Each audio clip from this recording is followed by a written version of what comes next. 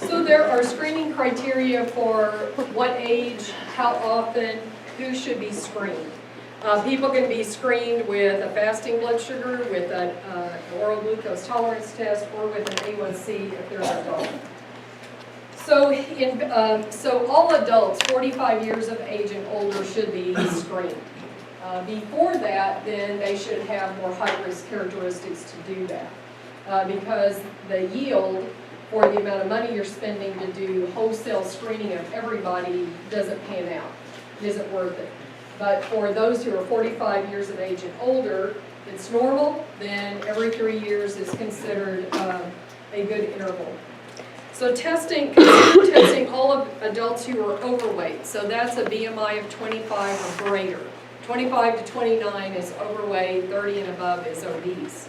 So that's a lot of people. 25 isn't much at all. So that's for all the groups except for Asian Americans. So Asian Americans have a lower BMI cutoff, which is 23 or greater.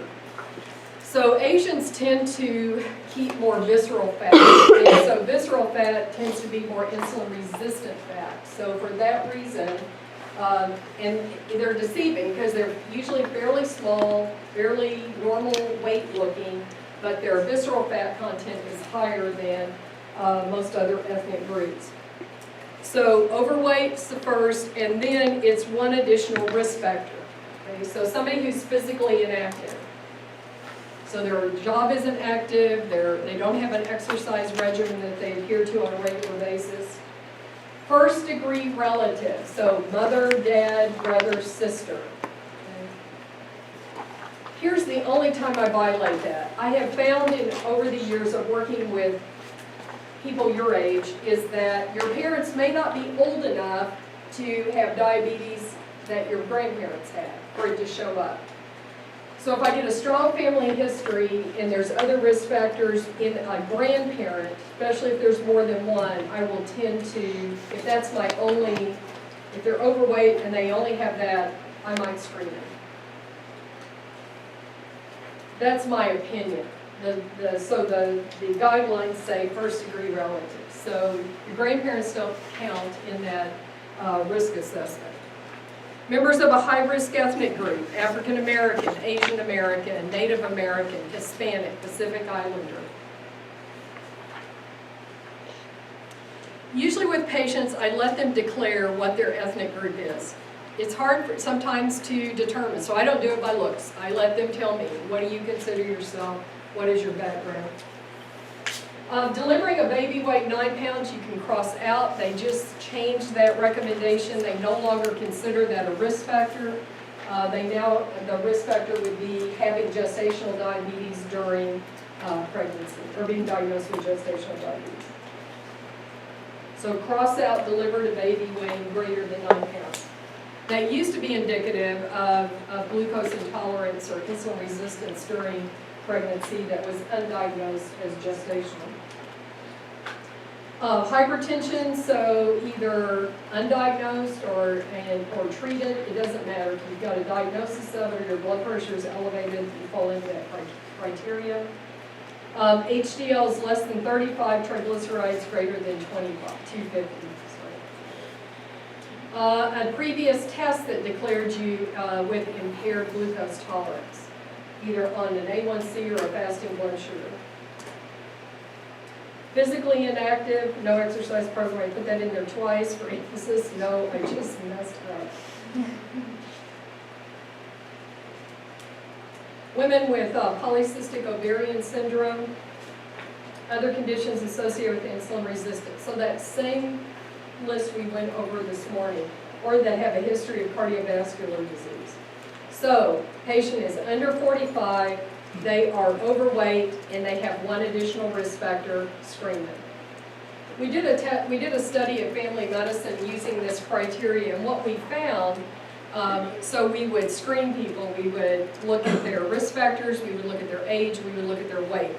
And if they met that criteria, we would then test their blood sugar.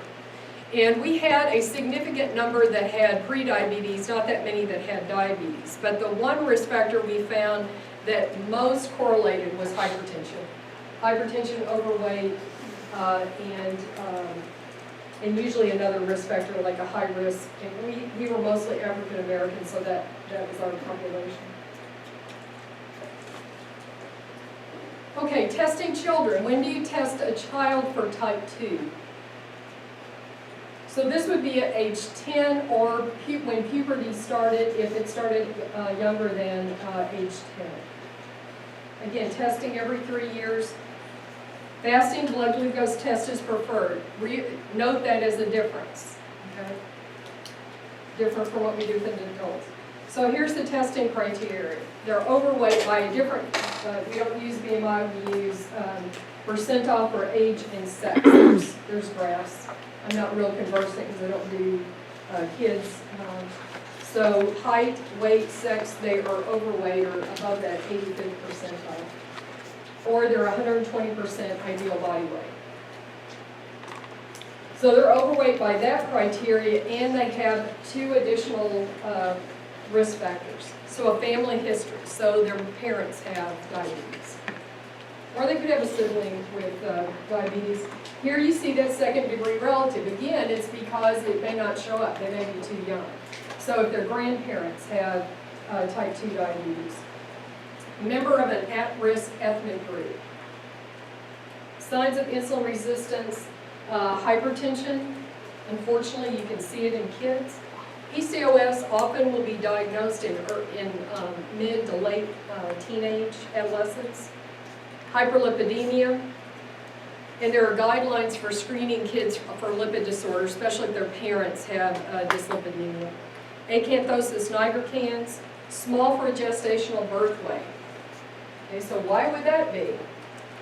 Well, there's a thought that if you are born prematurely or you're small for gestational age, your pancreatic development is delayed or impaired.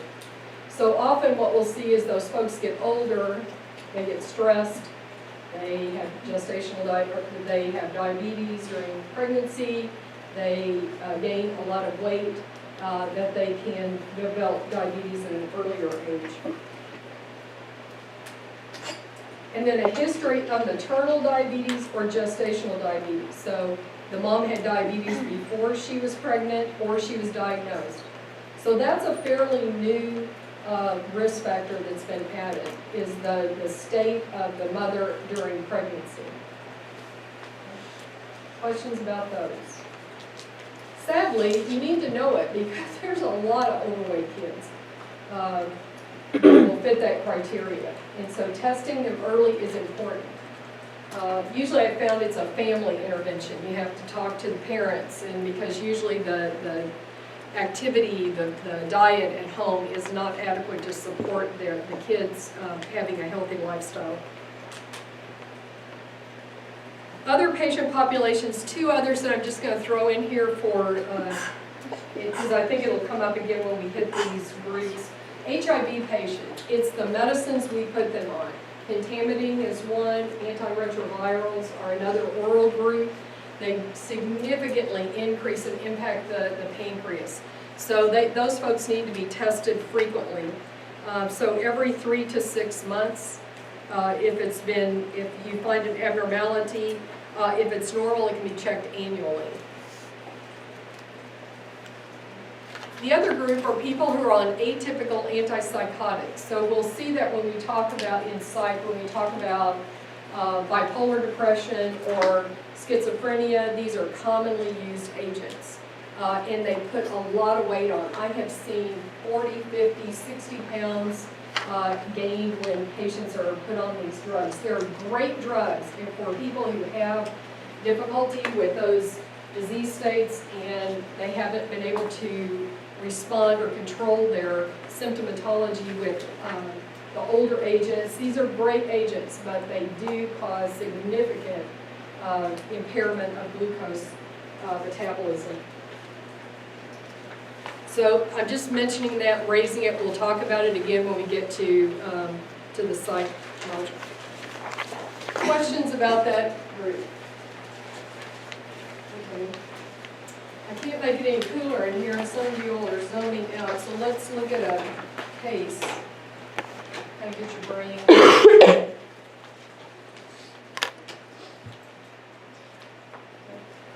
So look at this person, are those not on? Okay, how do I get those back on? I guess it's timed out on this. Hold on.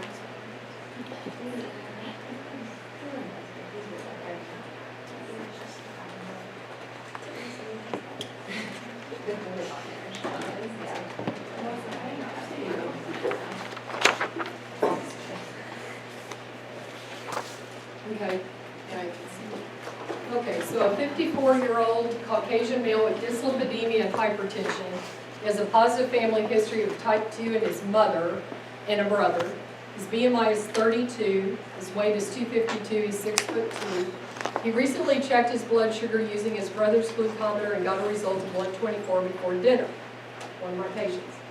So, identify the patient's risk factors for prediabetes or diabetes. You have to see. When you look at it. So age, he's over 45. What else? He has dyslipidemia, hypertension, positive family history. BMI is what range is that? Obese. Obese. And we just have this random blood sugar. Okay? So what do we do? What would you do? A1C. So you could do an A1C, you could screen him with that. What else? Need a fasting, so you'd have to make sure he was fasting. What else? Glucose tolerance test. You could do the glucose tolerance test. I'd probably do the others first.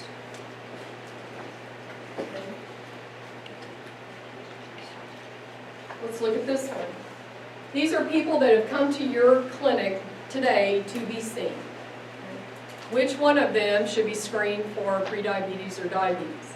You have a 55-year-old Hispanic male, BMI of 27, fasting blood sugar of 82 6 months ago. 42-year-old Asian male, BMI is 21, untreated blood pressure of 129/76. 33-year-old African-American female, BMI of 34 with PCOS. 26-year-old Caucasian female, BMI of 24 with a history of one normal pregnancy and now 24 weeks gestation. C. Okay, why? Somebody tell me. Okay, so age, she doesn't qualify, right? So the first thing you do is look at age. Then you look at weight. Does her weight qualify her? Yes. She's not even over, she's more than overweight, she's obese. Then you're looking for one other risk factor. So what are her other risk factors? PCOS and what else? African American. She's a high-risk group. Okay. Let's go over the first one. Why is the first one? By age?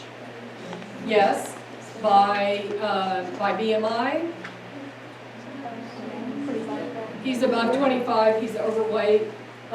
He had a fasting blood sugar of 82. So is that normal, abnormal? It's normal. So the fact that it was within the last year, you would not rescreen him, unless he had symptoms or something else had happened. Second person, 42-year-old, does that meet screening criteria? Not by age, okay, so Asian. So the Asian then makes us look at the BMI differently. So is BMI, is it within a screening?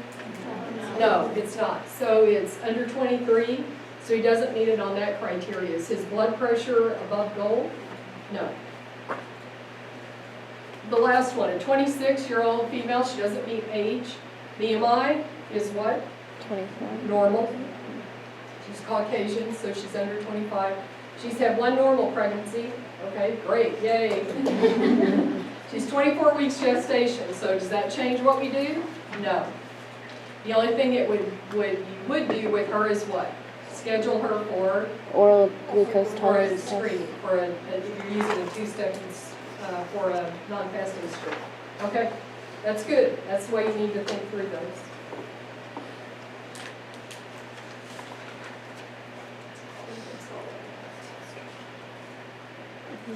Oh, well, let's look at this guy. Okay, another patient. 34-year-old male with a blood sugar. Zane, you guys are brothers. Blood sugar of 189 milligrams per deciliter, 2 hours after a lunch of 2 tacos. So where's the carbs in that? The tortilla, the shell. Rice, beans, more carbs. 24-ounce Coke. How many teaspoons of sugar are in 12 ounces of Coke? 9. How many calories are in a teaspoon of sugar? Somebody said 16, I think that's close, I think it's 15. So if there's 15 calories in a teaspoon of sugar, how many grams is it? 16 calories, how many grams? It's not a trick question. 4. Divided by 4 calories per gram, right? So there's 4 grams. All right, so his insulin level at that time, 2 hours post-meal, was 30 units per liter. Normal is 10 to 20. So what does that tell you? It's a little high. It's high, so we ought to be paying attention. His C-peptide earlier in the morning, before he ate breakfast, C-peptides have to be drawn fasting. His C-peptide was 5.6. Normal is 1.4. And his fasting blood sugar was 112. 4 hours later, his blood sugar before supper is 140. So is the fasting, how would we categorize that? Is it normal, prediabetes, or diabetes? Criteria for fasting is what for prediabetes? 100 to 125. So falls in that range. Is a 4 hour after supper, is that anything we can categorize? Is it a fasting number? No. Okay. It's a little bit high, but it's still not it's a non-fasting random. Okay. So look at his C-peptide. What can you say about that? Does it correlate with what we're seeing with his insulin and with his blood sugar? Correlates with the insulin. So his insulin is elevated, his C-peptide is elevated. So what is his body trying to do? Compensate. He's in that really early phase. He is trying to, with increased insulin output, to regulate and keep the blood sugars normal. He's not doing a bad job. He's very close to normal, but he still is elevated. He is in a pre-diabetic state. If he continues this pathway, then he has a high risk of moving on to diabetes within the next 5 years. So let's see, pathologic processes. Elevated postprandial due to peripheral resistance, is that true?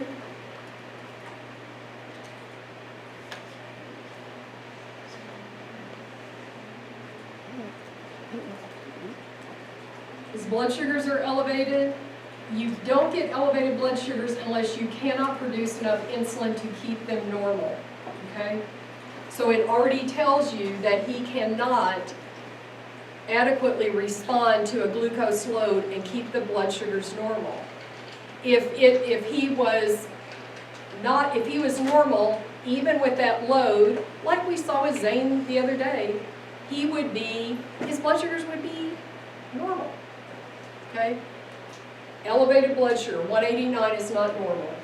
189 falls into what range? It's 2 hours after he ate, so it's not an OGTT, but what's the range? 140 to 200, he falls into that range, okay? His C-peptide is telling you that there's insulin resistance already present. Elevated preprandial blood glucose due to beta cell dysfunction, is that taking place? Yes. Yes. Increased insulin levels and C-peptide due to peripheral resistance? Yes. Okay. So he has primarily insulin resistance, probably because of his weight. We didn't have a weight on him. So we don't know his risk factors. It's not age, it's not his ethnic background. His diet is very high in carbohydrates. So so he needs an intervention. All of those answers are correct then? That's probably a yes, pretty deal, yes, very little though. And increased insulin, so CPAP, yes, they're all correct. All those things are going on. So we would diagnose him as prediabetes.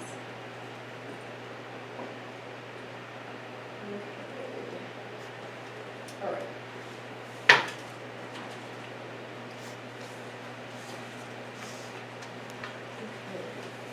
All right, so let's look at things in the medical history. What do you ask? So one of the first things I usually do when I see somebody is I want, if they already have known diabetes, is I ask them, tell me about what happened when you were diagnosed. How old were you? What was the circumstance? Were you really, like Michaela told us, I got really symptomatic and so I went and saw a doctor? Or is it because they ran lab and then found out I had high blood sugar, but I didn't have any symptoms? Could be hospitalized, could have had an MI, could have been a motor vehicle wreck, could have been an ICU. So whatever happened, I want to know, when was the onset? What were the circumstances surrounding it? Were you in DKA? That's big for me. I want to know that because your morbidity, mortality go up when you have DKA. If you have it frequently, it can point to poor blood sugar control. It can point to psychosocial issues that aren't being addressed. I also want to know, how were you treated? What did they do for you? If they put you on insulin right away, that makes my ears go up because they must have seen something that felt like you could not be controlled on an oral agent alone. Now, people can be started on insulin and then go to oral agents. So it doesn't commit you to insulin for the rest of your life. A lot of type 2s will present with really high blood sugars, but when you get their blood sugars down, their beta cells can recover somewhat and they can be controlled with oral agents. I want to know about your family history. Does anybody else have diabetes? If they're adopted, well, there's not much you can do, but you get the kind of information that you can, especially first-degree members. I want to know, how are they treated? If they're on insulin, especially if it's at your level, your siblings are already on insulin, it tells me something about the course you might take.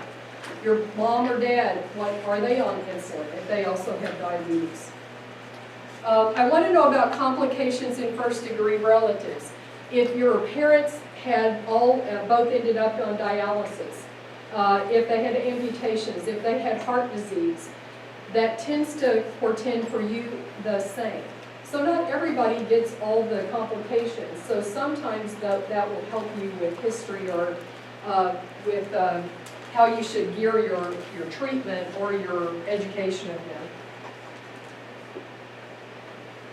I want to know about eating patterns.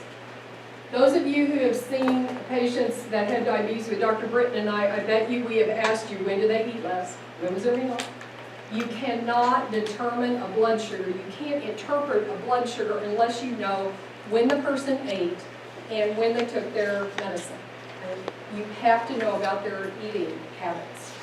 They may be like us, Anaconda. When I married Dr. Britton, he would eat this huge meal in the middle of the day and not eat for the rest of the day.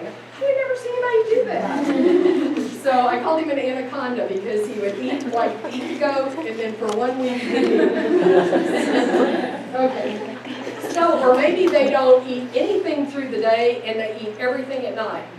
Or maybe they drink soda all day long and tell you, I don't eat, I'm not hungry during the day. Well, of course you're not, because you drink soda all day. And then they eat at night. I had a guy, I told one of you all, that came in. He was a big guy. He was about 6'2". He was probably 250 pounds, and he was big. He was, what do you call those people that refinish cars? You know, like a body work. He knocked out the dents, and then he repainted them. So, I mean, this guy was busy. He did them all, that's what his job was. And his wife said, he didn't eat. I'm like, you can't maintain that body weight and only eat 1 meal a day. So I started asking him, what do you do every day? Okay, tell me when you get to the shop, what do you do? Well, I make a pot of coffee, okay? So how many pots of coffee do you drink in a day? Well, I drink 3. I don't eat, I don't stop, I just drink my coffee. I said, what do you put in your coffee? Milk and cream. Okay, how much do you think you put in each of those cups? Well, eventually I got to where he was getting 1,500 calories a day just from his cream and sugar. Well, of course you didn't have to eat, you had constant infusion of sugar. Okay, if that's how you're gonna do it, okay, we can work with that, maybe.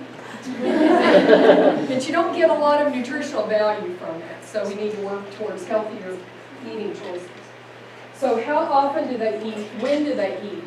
You'll have patients that are gonna sleep all day and then they get up at 10 o'clock and eat that at night, and then they're up all night because they don't work and they're kind of on their own cycle.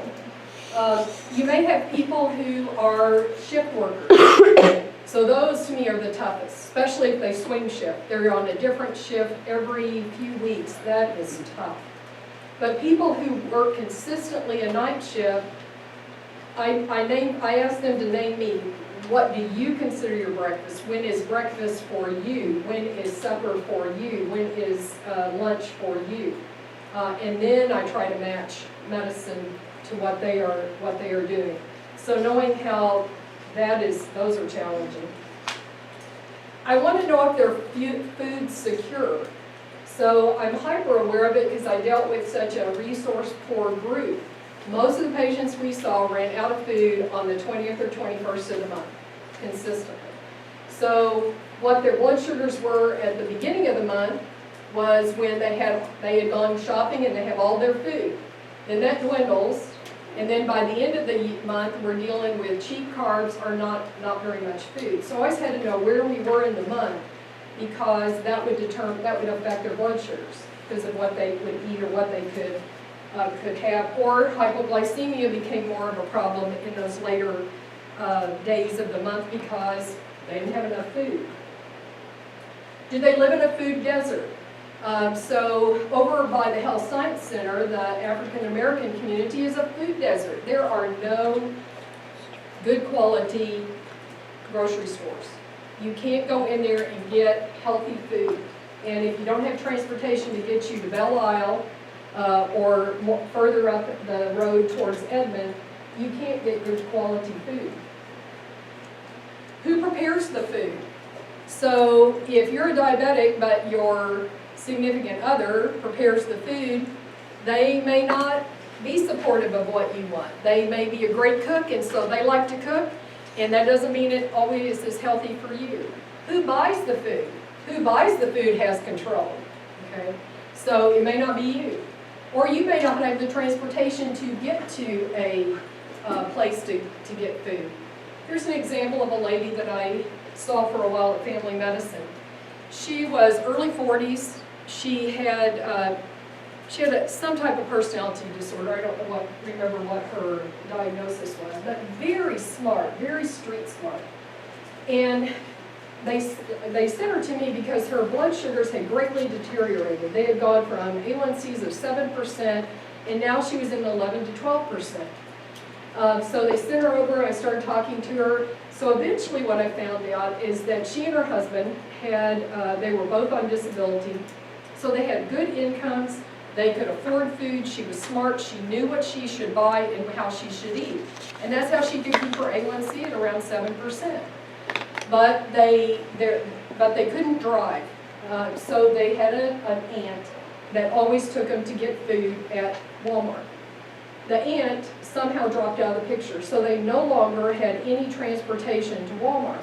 So what they would do is there was a 7-Eleven down the street, and they walked to 7-Eleven, and that's where they got their food. Okay. Any of y'all go into a 7-Eleven? Yes. Do you know what you can get in 7-Eleven? Not a lot. Not a lot of healthy stuff. That's where it deteriorated for her because she lost transportation to a place to get good food.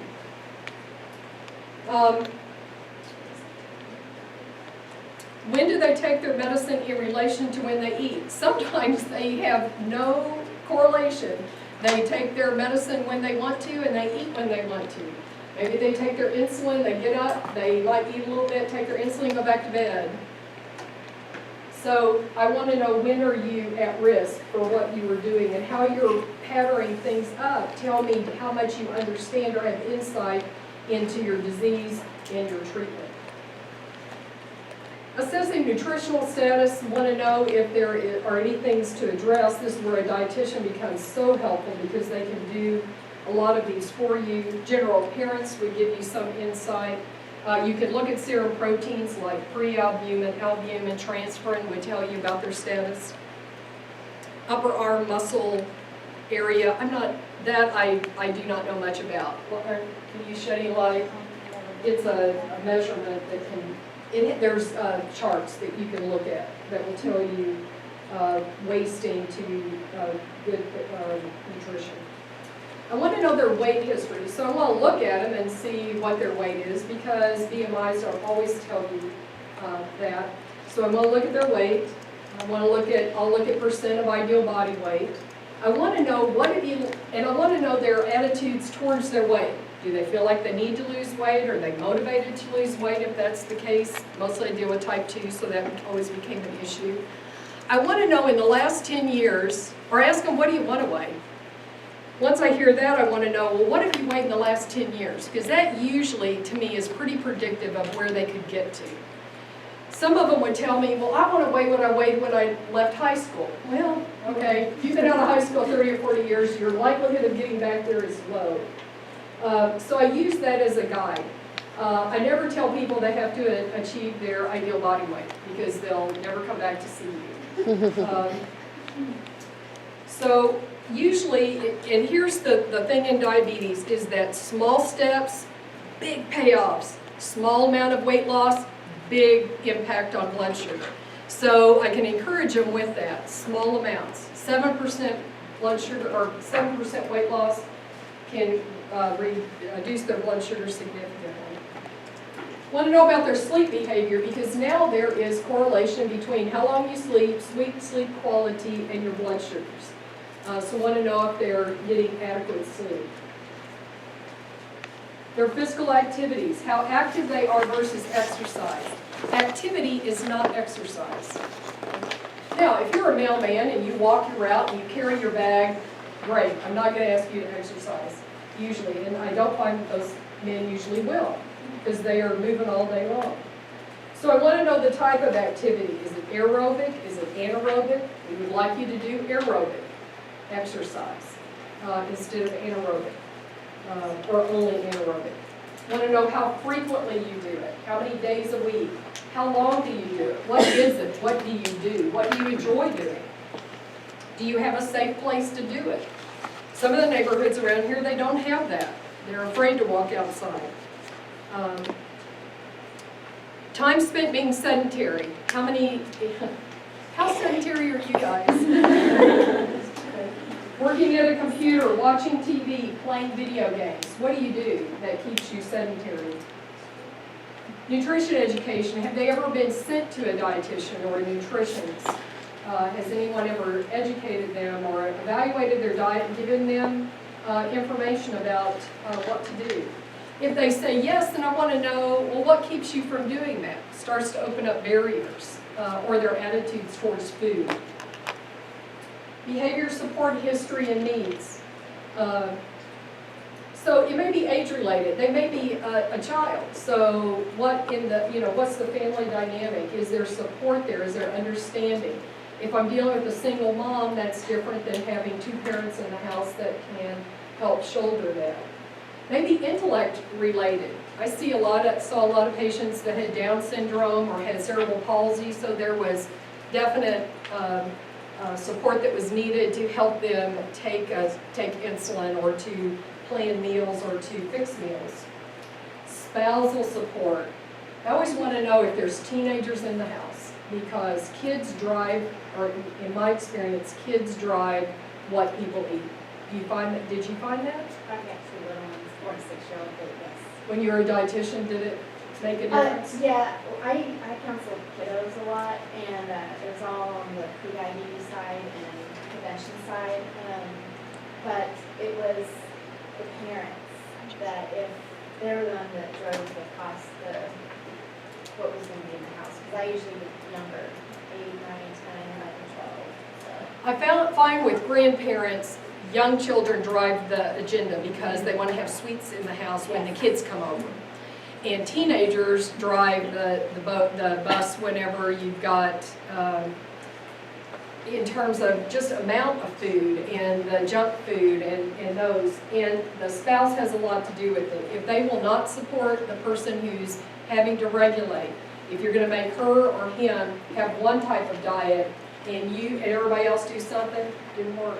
Hispanic families I find the most difficult, because the mom is the center of the universe in that house, and she's the cook, and everybody wants to eat a certain way. You're hardly going to get her to be different from the rest of the family.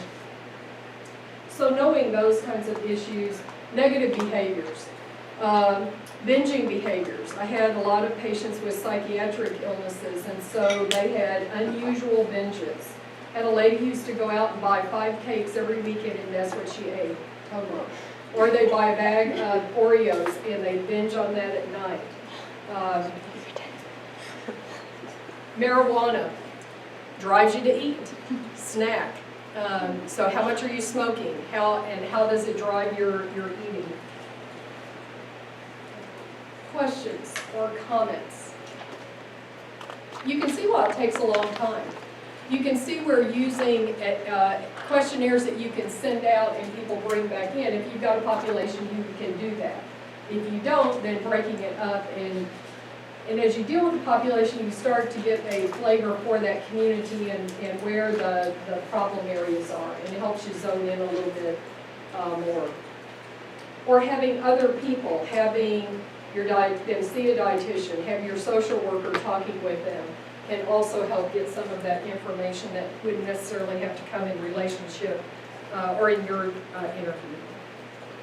Okay. Let's talk about medical history. These people frequently, if they're type 2, are going to have comorbid diseases. So looking for those or finding out how well they're controlled is important. So hypertension, lipid disorders, cardiovascular disease, peripheral vascular disease, chronic renal insufficiency. Those can go to chronic complications or worsening those complications. So addressing those has to also take place. History of gestational diabetes and how that's going to play into their future risk or their current risk. The PCOS, fatty liver disease. Have y'all talked about fatty liver disease? Okay. So the liver just gets fat. Your sugars are high, your lipids are high, you're predisposed, you can get a fatty liver. Insulin resistance goes up, diabetes risk goes up when you have a fatty liver. And it has other negative impacts on health, but knowing about that is helpful. Depression. Diabetes has about a 3-fold incidence of depression versus the non-diabetic population. So if it already exists, it has to be dealt with. You have to screen for it.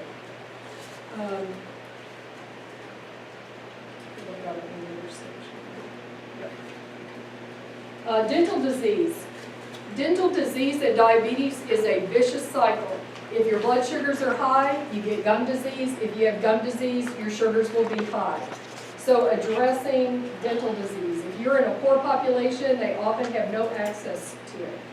If I had somebody who I had that was had good blood sugar control and then it went south, I start looking in the mouth. It's like, where's is there an abscess? Is there an infected tooth, infected gums? That is often a source of inflammation that will cause their blood sugars to go up. History of tobacco use. So it's just bad for them from the get-go, but it greatly increases their risk of complications. The kidneys, the eyes, the heart. So asking them about, are they motivated? How often have they stopped? What's their history? How long have they smoked? How often have they attempted to quit? When have they been successful? Are they interested now? When are they planning to quit? All of those things that we talked about smoking cessation you would bring in. Alcohol consumption. If you're drinking alcohol, you're usually not eating good quality food. So they don't put vitamins in alcohol. They should, I think. But so if they're drinking a lot, it could be impacting their nutrition. The other is that if you are inebriated, you can't address a low blood sugar. You're taking your medicines, you get low, and you've been drinking alcohol, you may not recognize the symptoms of a low blood sugar. so it can put you at risk. Alcohol also blunts the ability of the liver to release glucose. So you have to talk to people about how they use their alcohol. People with diabetes can drink, but you need to learn how to do it in a way that doesn't put you at risk.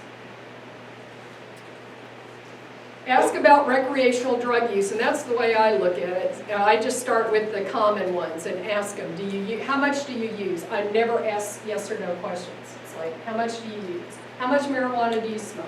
How much crack do you get? Because in my population, they used a lot of crack. So those things that I knew that were common, I would just start the conversation with. Marijuana use is a nightmare because of their eating, the way it increases their eating. The other that always worried me is their impairment and they're using insulin. I had one young man who smoked 4 joints every night. He's like, if I don't do it, I'm too anxious. So that was his anxiety reliever. But one night he got too low, his blood sugar went down to 30, he got in his car, he drove to his parents' house that was just down the road, he lived in the country, but he plowed right into their side of their house and injured himself. So I have a lot of issues with marijuana smoking and diabetes. It causes all kinds of issues. You want to know about their microvascular complications. Do they already exist? Because you may tailor your therapy in a way that would help slow down those complications. Macrovascular are the same. So macrovascular are all the heart stuff. Microvascular are the little blood vessels in the kidneys, the eyes, the nerves. Last page, okay. Immunization therapy. There's some immunizations that we want diabetics to get. We always want to get a flu. They're at high risk of dying from the complications of flu. So we want flu, we want Pneumovax, we want the Prevnar 13 at some point as well. We want to have a Hep C, or I'm sorry, Hep B series also. Prescription history. What are you taking? I always start with what are you taking for your blood sugar? I want to know that first. I want to know how they take it. I want to assess their adherence. Insulin takers, on average, miss at least 30% of their doses every week. Okay? High non-adherence drug. It's hard for people, especially with type 2, because they don't get in terrible trouble if they don't take it. But so asking them about how they take it. I want to know how you monitor. I want to see your blood sugar records. I also want to know when you get low. Are you at risk for lows? Can you tell that you've had a low? What symptoms do you have when you have a low? When are they most likely to occur? What do you carry? Do you carry sugar with you? It doesn't count if you leave it in your car or leave it in the house and then you go off and do something. It doesn't count if your wife carries your sugar and you don't. So I want to know how they plan for that. For contraceptive use, if they're a young woman in their childbearing years, I want to know what's your contraceptive use, what's your plan for children, and also identify the need for preconception planning. I want to know what complementary medicines you use, OTCs, herbals. We've talked about all those before, so those would not be any different than for anyone else. I want to know what barriers they have to getting medicine. Can you financially afford it? Can you afford your co-pays? Can you afford your strips? Can you afford monitoring? How complex is your regimen? If it's really complex, people can't do it. They can't maintain it. It's really hard. So how many drugs are you on? How often are you having to inject? How many administration times do you have? Also want to know, is it compatible with your lifestyle? Because sometimes people are placed on medications by providers, but no one's ever figured out, will this work for you? So that's why I like to know all that information, because I start to figure out what options look like they might work in this area. And then I go over it with the patient. Here are your options. Here's what this option would mean. Here's what this option would mean. Here's how much you would have to monitor. Here's how often you'd have to inject. Because I want it to fit. The more it fits, then the better they'll be adherent. The other thing you should ask folks if they're coming to you on medication is ask them, are you happy with your treatment? It doesn't mean they're dissing somebody else, but if they're not happy with it, change it. There's lots. We have lots of things that we can do for patients now who have diabetes. Screening. Screen for depression. So I posted these on D2L for you. For depression, I use the PHQ-9. You could teach your MAs. Shelby, did you all do this? Did you all do a screen? So you can teach your nurses or your MAs to do a modified, which is a PHQ-2, to start screening for you. I love this one because it gives you a great way to interpret it. It also tells you what interventions should be done. And it's pretty easy for the patient. So the whole packet is really good. So the kinds of questions they ask are little interest or pleasure in doing things, feeling down, depressed, hopeless, having trouble falling asleep, staying asleep, sleeping too much, feeling tired or having little energy, poor appetite, feeling bad about yourself, trouble concentrating on things, moving or speaking so slowly other people have noticed, thoughts that you would be better off dead or hurting yourself in some way. Okay. So they score it as not at all, several days, more than half the days, nearly every day. This is a great screen. You can give it to them, and they can fill it out before you come into the room. So that's one. That's well recognized. A lot of EMRs have it built into their EMR system. The E26, I also put that one on D2L.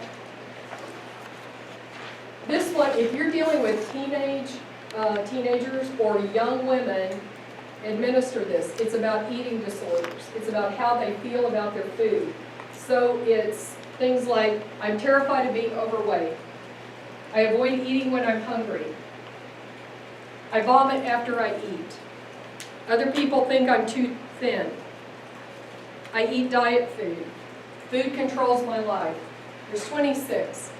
So if you are in, especially with type 1s, high number or percent of eating disorders, especially in young women. I couldn't download this in any way that looked like something I could give you. So there is a very good site that has screening for all kinds of anxiety disorders that you can have people fill out. So anxiety and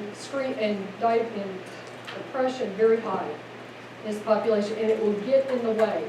Most of your life with diabetes is just trying to help that person deal with that disease, because it will change all the time, and the things that become barriers get in the way all the time. They don't have enough food.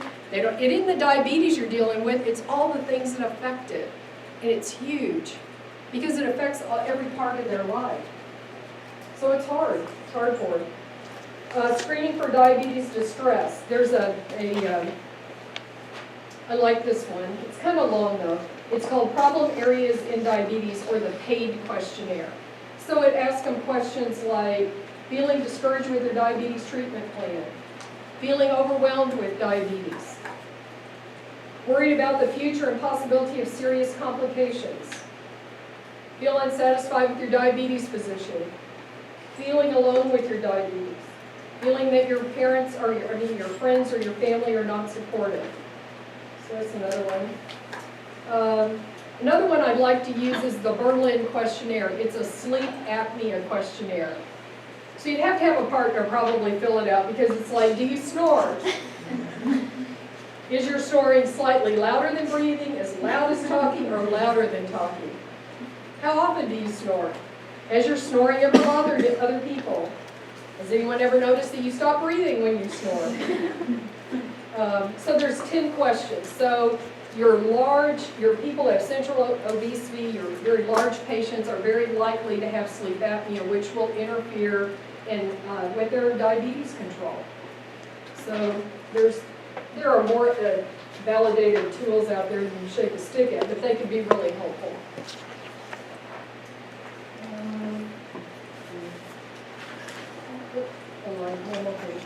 Find out if they've had diabetes education. Medicare will pay for it, Medicaid will pay for some. Diabetes education. And I am a certified diabetes educator. That's what that CD is behind my name.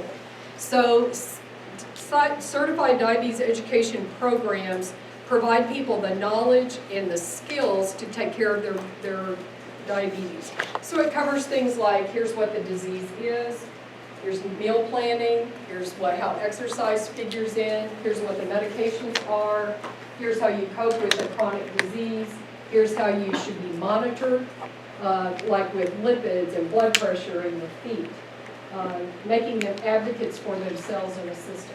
Did you go to a diabetes I did, education? yeah, it was pretty awesome actually. They taught me how to carb count, because that's a hard thing to learn at first.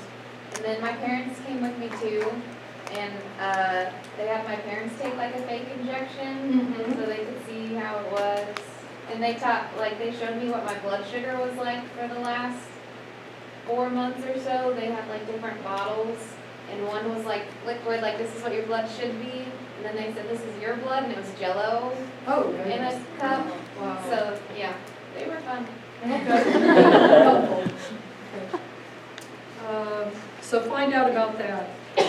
Don't assume that people are literate or that they're numerically literate. So people can be able to read, but they may not understand numbers.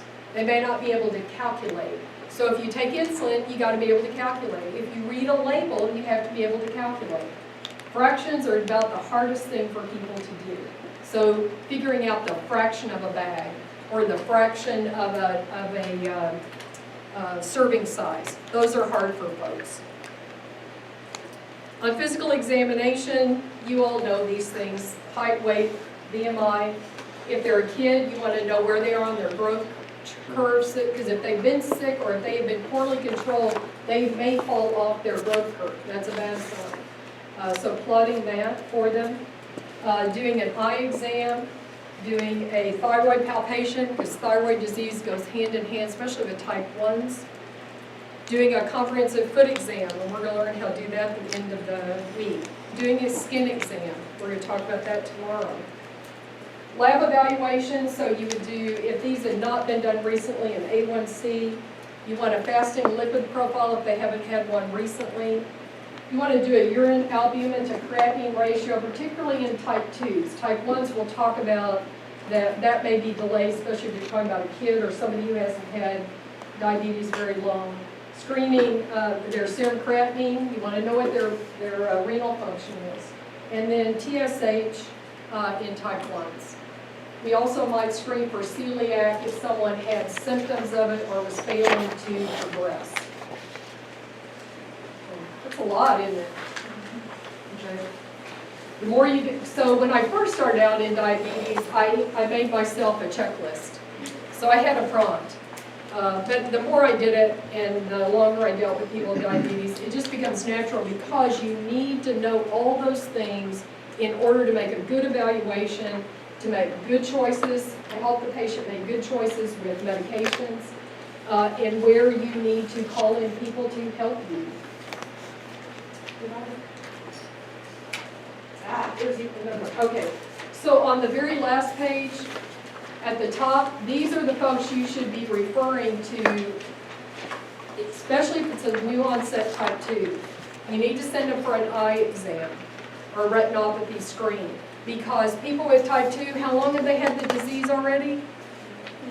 10 to 15 years. They can already have the complications when you see them or diagnose them. So sending them for an eye exam. Who's your best friend? Dietitians. Send them for medical nutritional therapy. Diabetes self-management education, if it's available in your area. Family planning for women of reproductive age if they are wanting to plan a pregnancy soon. The dentist, if they can afford and can have dental coverage, getting in for a dental exam. And consider mental health professionals, especially if they're having behavior problems that are getting in the way, they're suffering with depression or anxiety. Getting those under control and having somebody they can talk to is gold. Diabetes standards of care are published every January. They're on the diabetes.org. They are free for you to use. They update them every year. If you deal with diabetics, I'd highly recommend it. It's probably 150 pages, but it breaks it down into all the different areas. It's really good. Quality of care measures. You will be held accountable as a provider on how well your diabetics do. Are you meeting all the standards? Are you doing certain things? Are you doing A1Cs? Are you doing lipids? Are you sending them to education? Do you use an ACE inhibitor? Do you prescribe an aspirin? Multiple, all these. If you're in a group, you will get a report card about how well you do. Your reimbursement eventually will be tied to how well you do. So it's an important one to be aware of, do those things. Your EMR, if you're in a good group and they have a reasonable EMR, they'll have those prompts. And they'll be running, your quality care nurses will be running those, and they'll be coming to you and saying, you didn't do this, you don't do this on most of your patients. Or Medicaid will send you a letter and saying, Mr. So-and-so has never been prescribed an ACE inhibitor since the time he's been on Medicaid. So you will hear, because it's huge expense, huge impact on the healthcare system, especially its costs. But that's a good thing. All right. Okay, let's take a 15-minute break. You all are really suffering. It's hot. I got it. I'm glad I can stand up and talk. So let's come back at about 10 after. And we'll start talking about therapy. Walk around, get up, move. We'll get some coffee.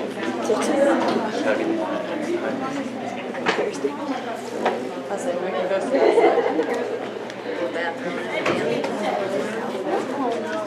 Grab that.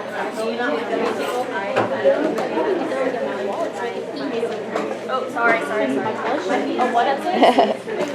Oh, I'm glad you did. Good luck to you.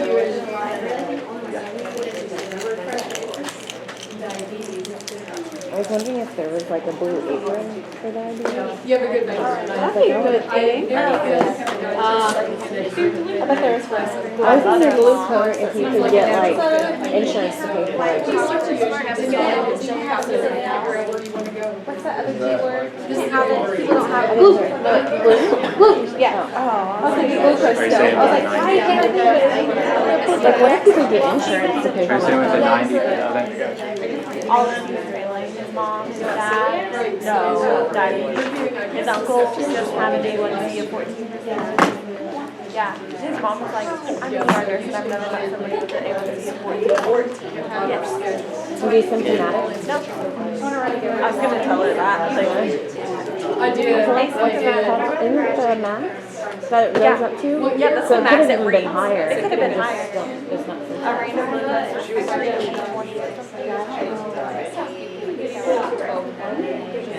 What is his name? He was a firefighter. He still lives. He's the president of the. Oh, okay.